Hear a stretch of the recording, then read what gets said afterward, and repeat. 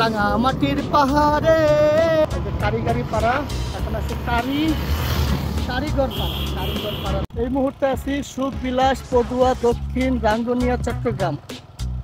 আর এই পথ ধরে চলে যাব ঢাকার দিকে, প্রথমে রাঙামাটি তারপরে ঢাকা।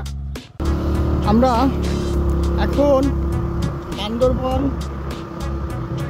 সড়ক বিভাগকে বিদায় জানাবো আর স্বাগতম জানাবো সড়ক বিভাগ রাঙামাটিকে।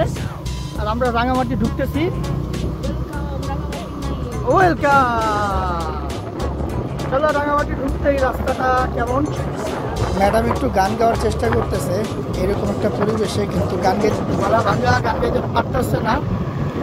কিন্তু আমি গান গায়ে শোনাবো। রাঙামাটির পাহাড়ে বিকেল বেলা আহারে।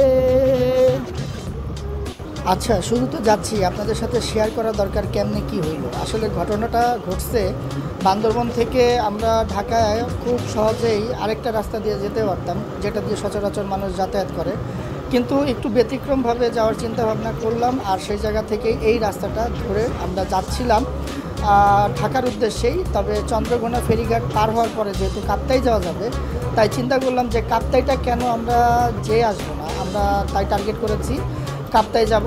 কাপ্তাই যাইয়ে ওইখান থেকে এক্সপ্লোর করব এবং সেইখান থেকে আমরা চট্টগ্রাম হয়ে তারপরে ঢাকার ভিতরে প্রবেশ করব। তবে চেষ্টা করতেছি যদি কুমিল্লা হয়ে যাওয়া যেত তাহলে আরও বেশি ভালো হতো, কিন্তু কুমিল্লা দিয়ে যাওয়া যাবে।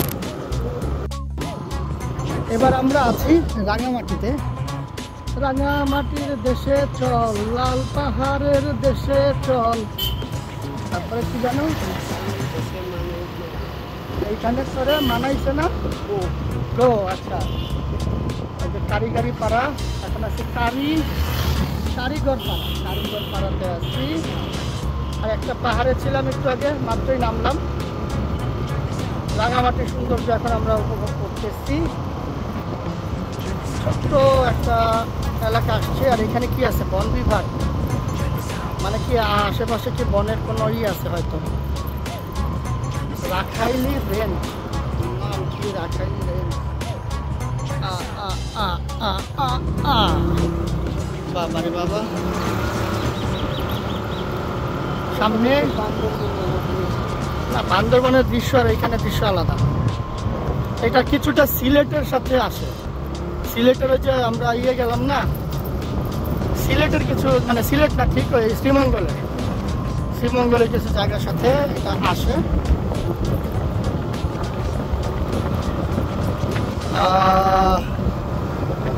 বাট বান্দরবনের সাথে এটা দৃশ্য আলাদা।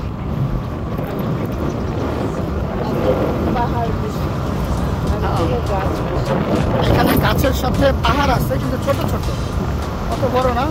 দুই একটা বড় থাকতে পারে, একটা পাইছি আর কি। তা হয়েছে, চলেন আবার সাম্পানের খুঁজতে যাচ্ছি আমরা। কোথায় সেই সাম্পান মাঝি? নিশ্চয়ই সে আছে কাপ্তাই লেগে। চলেন খুঁজে বের করুন। চলেন। সামনে একটা সুন্দর রাস্তা, না দেখালেই হচ্ছে না।